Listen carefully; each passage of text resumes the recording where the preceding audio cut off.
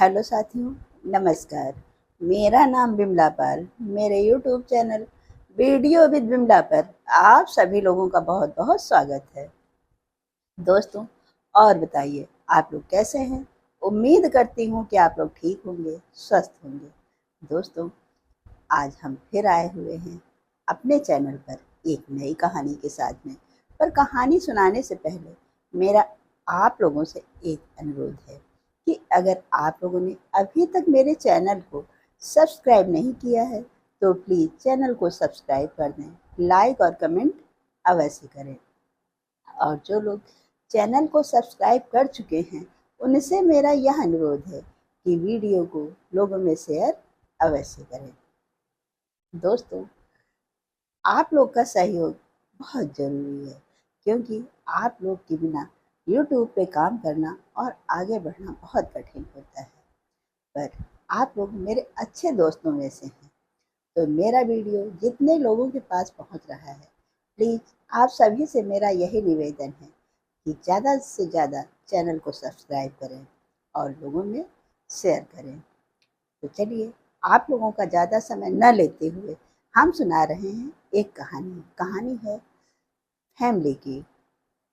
एक परिवार में पति पत्नी रहते थे। एक बार की बात है, राजेश नाम का एक लड़का था जो कि जॉब करता था। एक दिन उसकी पत्नी ने उससे बाजार चलने के लिए कहा। तब उसने कहा, ठीक है, संडे आने दो, उस दिन ऑफिस की छुट्टी रहती है, तब चलते हैं बाजार। लेकिन जब संडे आया तो उसकी पत्नी ने फटाफट अपने घर के सारे काम निपटाए और निपटाने के बाद में वह राजेश से कहने लगी, क्या आज मार्केट चल सकते हैं? तब राजेश ने कहा, अरे यार, लेडीजों के काम में हमारी क्या ज़रूरत है? तुम ऐसा करना, अपनी सहेली के साथ में चली जाना। और मेरा दोस्त विनय जो है, उसका काफ़ी समय से फ़ोन आ रहा है। वह कई बार बुला चुका है मुझसे मिलने के लिए, पर मैं काम के चक्कर में जा ही नहीं पाया। तो ऐसा करते हैं, काफ़ी समय से न मिलने के कारण मुझे उसकी याद भी आ रही है, तो मैं विनय के घर चला जाता हूँ। पर पत्नी सरता कुछ नहीं बोलती है। वह सुबह नहा धो करके नाश्ता पानी करके अपने दोस्त विनय के यहाँ निकल जाता है। जैसे ही वह विनय के घर पहुँचता है, जा कर के घंटी हो जाता है। तब विनय राजेश को देख करके बहुत खुश होता है और उससे बोलता है कि अरे, तू इतने दिनों बाद आया है, और सुना क्या हाल चाल है? इतना कह करके वह राजेश को ले करके अंदर जाता है। अंदर बैठ करके दोनों दोस्त खूब ढेर सारी बातें करते हैं, गप्पे मारते हैं। थोड़ी देर बाद विनय उठता है और अंदर जा करके चाय बना करके ले आता है। जब वह चाय बना करके राजेश के लिए लाता है, तब विनय तब राजेश पूछता है, अरे यार, क्या बात है, तू चाय बना के लाया है, क्या बात है? भाभी जी आजकल नाराज चल रही हैं। तब वह कहने लगा, नहीं यार, ऐसी बात नहीं है।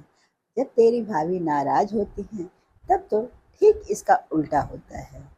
चल बैठ, मैं अभी तुझको सारी बातें बताता हूँ।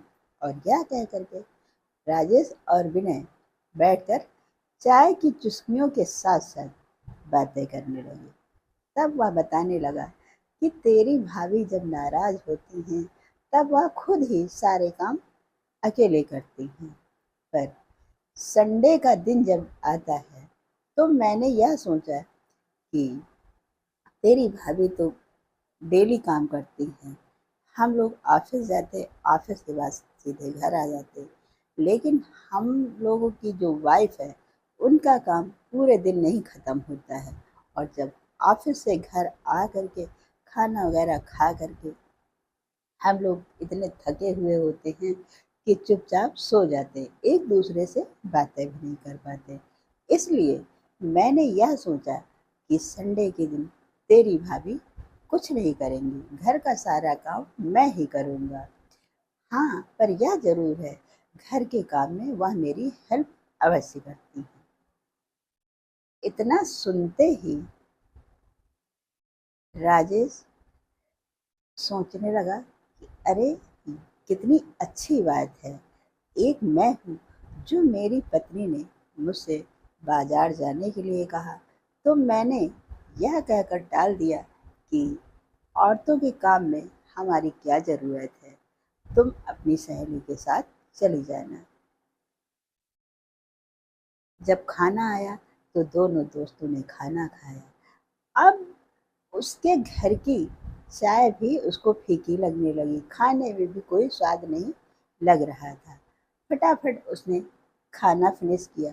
फिनिश करने के बाद जल्दी से अपने घर को निकलने की कोशिश करने लगा। वह जब अपने दोस्त के घर से निकल रहा था, तब उसने अपनी पत्नी को फ़ोन लगाया और कहने लगा कि यह बताओ, तुम बाजार गई हो या नहीं? तब उसकी पत्नी कहने लगी कि नहीं, मैं तो बाजार नहीं गई। तब वह पूछने लगा, क्यों? आखिर में ऐसी क्या बात है जो बाजार नहीं गई? तब उसकी पत्नी बोली, कुछ नहीं, बस यूं ही मूड नहीं था। तब उसने कहा, फटाफट तैयार हो जाओ और मैं आता हूँ, फिर साथ में ले करके बाजार चलता हूँ। और हाँ, वहीं पर घूम घाम के जो भी सामान खरीदना होगा वह खरीदेंगे और उसके बाद वहीं पर लंच वगैरह कर लेंगे। यह सुन करके उसकी पत्नी बहुत खुश हो गई और वह फटाफट तैयार होने लगी। वह लड़का जब घर आया तो अपनी पत्नी को लिया और ले करके सीधे मार्केट गया। उसकी पत्नी ने जो भी शॉपिंग करनी थी वह की। उसके बाद वह दोनों होटल गए, वहाँ पर खाना खाया।